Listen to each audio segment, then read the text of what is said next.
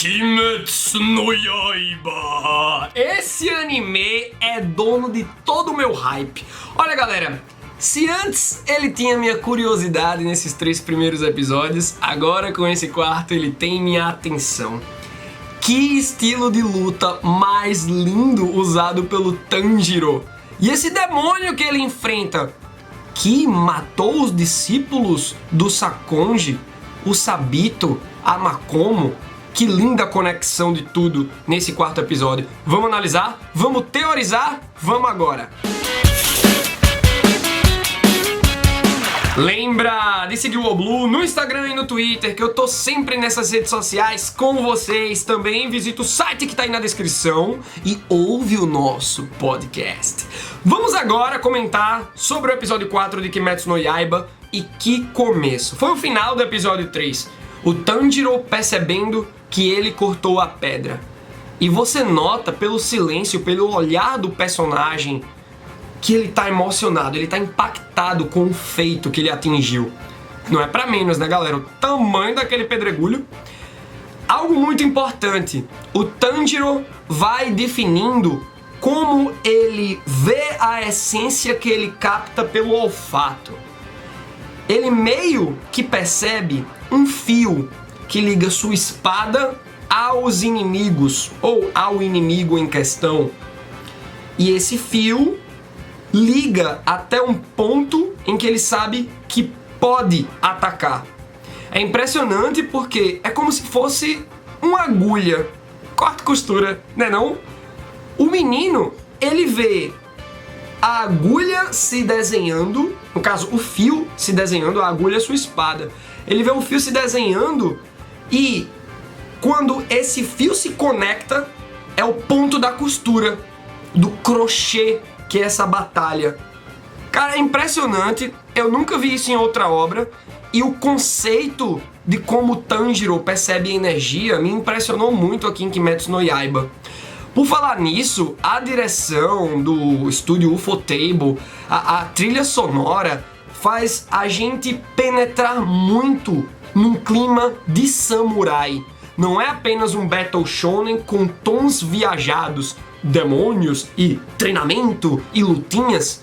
Tem um climinha de mangá de samurai e isso torna a experiência da gente com Kimetsu no Yaiba Demon Slayer muito rica. É aí que o Sakonji Urokodaki se dá conta também que o Tanjiro cortou a pedra e fica impressionado. Ele não esperava que o menino conseguisse. Não era objetivo do Sakonji Urokodaki mandar o Tanjiro para esse teste.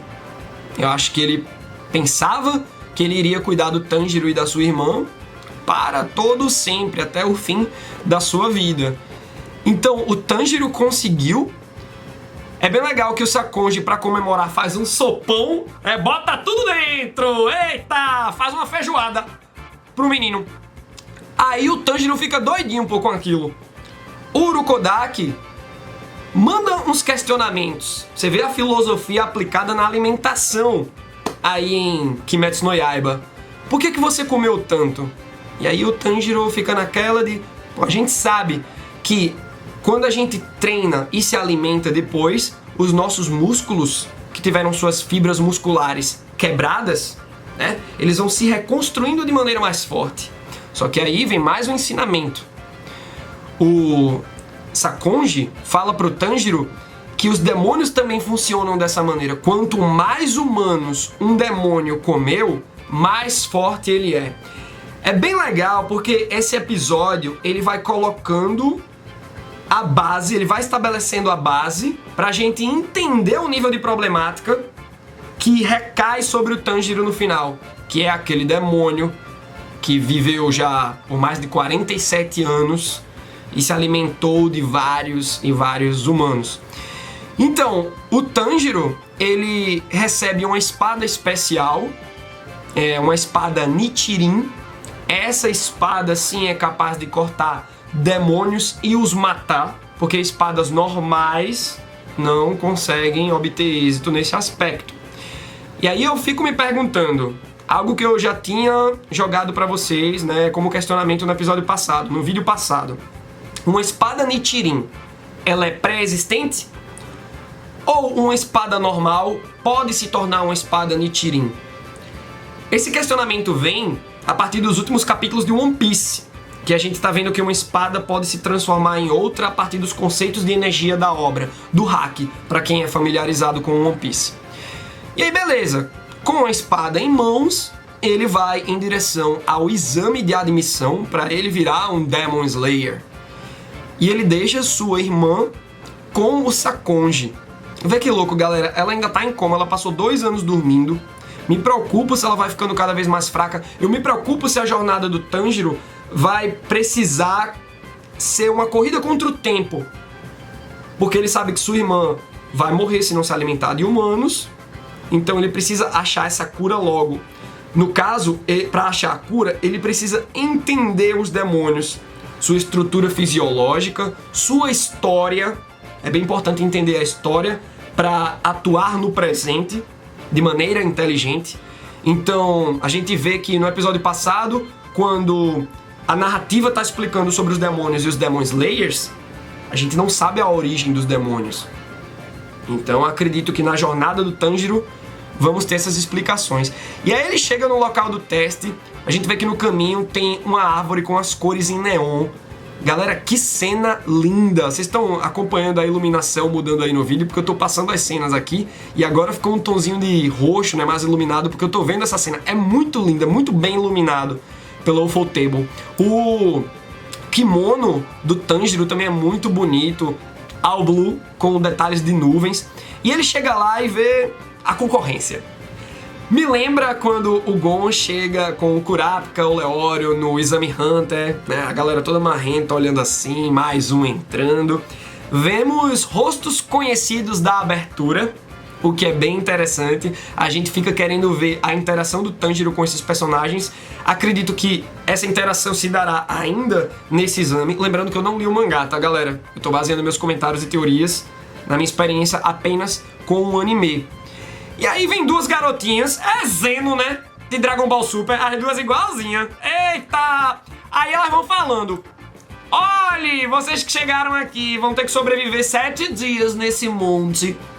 Parece fácil, só que o monte tá cheio de demônios que não podem sair do perímetro porque eles têm medo, eles têm um asco dessas árvores, provavelmente pela iluminação que a gente tanto falou, que devem remeter aos demônios à luz solar.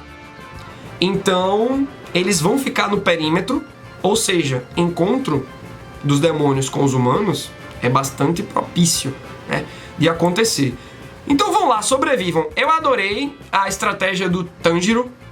Ele começa a sentir a essência através do olfato, das coisas, e ele vai pensando: pô, eu vou me dirigir ao leste, porque é lá onde o sol nasce primeiro, a terra do sol nascente. Então eu vou pra lá.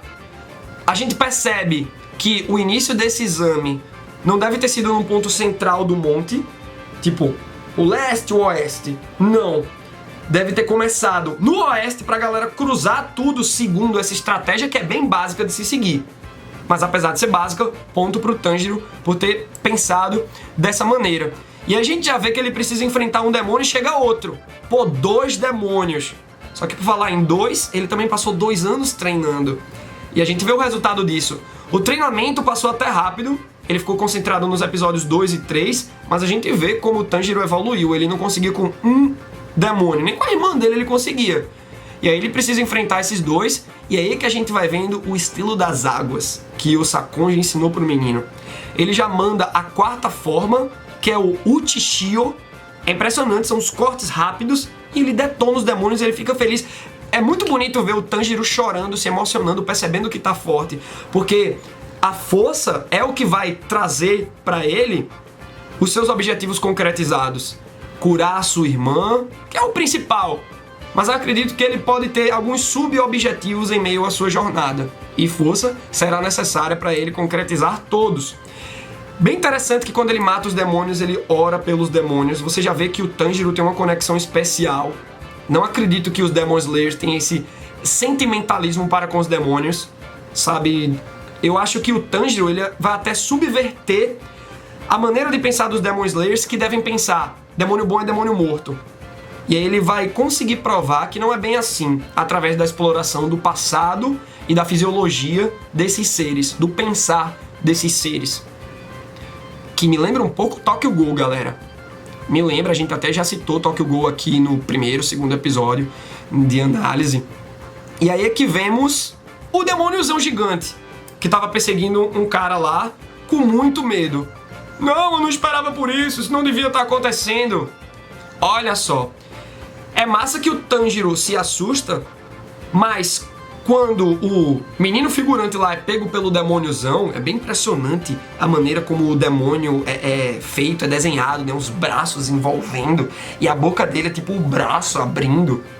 Eu gostei muito do visual desse demônio, é uma criatura bem assustadora realmente. E o Tanjiro já manda a segunda forma dos seus cortes de água, da sua técnica com água, o Mizuguruma. Ele faz um arco e consegue soltar o carinha. E aí o carinha vai observando a situação, o Tanjiro tá concentrado para lutar contra esse monstro, que é um grande desafio. E aí vamos sabendo mais sobre esse demônio em questão. Monstro demônio, né? Uma aberração ele, muito louco. Então, esse demônio já vive nesse monte há 47 anos. Ele testemunhou de dentro do monte 2 mudanças de período no Japão, então ele tá frustrado porque ele tá ali dentro. Ele foi capturado pelo Sakonji. Vejam que incrível a força do Sakonji nos tempos de ouro dele, né? Porque agora ele tá mais velho, ele é forte, mas não tanto quanto antes. E aí, a proposta desse monstro é matar os discípulos do Sakonji. Claro, né? Vamos matar tudo que é humano, mas focar nos discípulos. Então ele já matou 13. Galera, e aí a gente lembra da base que foi feita no começo do episódio com o Sakonji explicando: quanto mais humanos um demônio come, mais forte ele é. O figurante que tá aí, medrosão, até diz: pô, os demônios daqui eram pra ter comido, sei lá, 2, 3 humanos no máximo. Então, aqueles 2 que o Tanjiro derrotou, comeram provavelmente 1, 2, 3, 4 demônios no máximo. E esse aí comeu 13. Isso só de discípulos do Sakonji. Fora os outros que a gente não sabe. Ele tá aí há 47 anos. Deve ter comido muitos humanos pra ter essa forma grotesca. E aí ele vai falando que os 2 discípulos do Sakonji que deram mais trabalho foram, e aí começa a descrever o Sabito e a Makomo, falando do cabelo do Sabito, da cicatriz, falando como ele despedaçou os membros da menina. E aí o Tanjiro percebe que os 2 estão mortos. O Sakonji até na despedida fica besta, né? Porque o Tanjiro fala: pô, depois dá um alô pro Sabito e pra Makomo. Como é que o Tanjiro tem essa conexão? A gente até tinha teorizado que os 2 não estavam mortos, que não eram espíritos, porque eles desaparecem no final do episódio 3, assim como o Sakonji desapareceu no final do episódio 2, quando ele manda as armadilhas lá pro Tanjiro superar. Então, o Tanjiro é muito especial porque ele já tem uma técnica parecida com a do Sakonji, que é rara, de sentir a energia através do olfato, e tem algo mais pro Tanjiro, né? Que é essa coisa do corte e costura, que a gente tá brincando com o fio. Então, eu fico impressionado porque, além de tudo isso, ele consegue ter um contato com os mortos. Então ele pode ser a chave e os mortos estarem explicando pra ele também. Será que os demônios são mortos, ressuscitados de alguma maneira? Coisas que a gente fica pensando, né? E aí, galera, o Tanjiro, ele se prepara pra batalhar. Quando ele tá lutando contra esse monstro, o covardão vai e foge. Você vê que o Tanjiro foi salvar o menino, e quando é a hora do menino de fazer alguma coisa, se unir com o Tanjiro pra lutar contra o monstro, ele vai embora. Você vê como tem uma galera covarde e como o Tanjiro tem uma postura de herói perante aquele grupo que ele quer fazer parte, os Demon Slayers. Por isso que eu acho que ele vai subverter muito dos pensamentos dos Demon Slayers, certo? E aí, o Tanjiro, ele vai usando tudo que ele aprendeu de respiração e vai desviando do monstro. O monstro, ele se gaba de ter uma pele impenetrável, mas o Tanjiro, no final do episódio, manda aí a primeira forma dos seus cortes, da sua técnica com água, que é o Minamogiri! Olha, galera, eu me empolgo falando o nome dos golpes porque eu acho que teve uma sonoridade, é esteticamente bonito. E o estúdio Ufotable deixa tudo muito mais belo do que realmente é. Então, que prazer poder estar acompanhando esse anime. É aí que vamos pro encerramento. Ele derrotou esse demônio. O teste ainda não acabou, ele deve interagir com os outros personagens que vimos ali na concentração. Será que vai durar o episódio 5, o 6? Não importa, tá muito gostoso de acompanhar esse anime e eu quero muito saber a opinião de vocês sobre tudo que foi debatido aqui, nossas ideias e teorias e pensamentos, beleza? E claro, sobre o episódio em si. Deixa a tua opinião nos comentários, dá like se você gostou do vídeo ou dislike se não gostou, se inscreve no canal e clica no sininho. É fazendo tudo isso que o algoritmo do YouTube vai entender o teu interesse pelo Oblu e sempre notificar você quando tivermos novos vídeos de Kimetsu no Yaiba. A proposta é chegar todo domingo, analisando episódio a episódio. Lembrando que essa temporada terá 26 episódios. Vai ser longa, hein? Vamos ficar comigo? Vamos embora. Até a próxima. Aê, meus queridos! Nesse vídeo aqui embaixo, ó, tu descobre como ajudar o Oblu a evoluir e de quebra entrar para o QG, aquele grupo do Facebook em que eu interajo com todo mundo.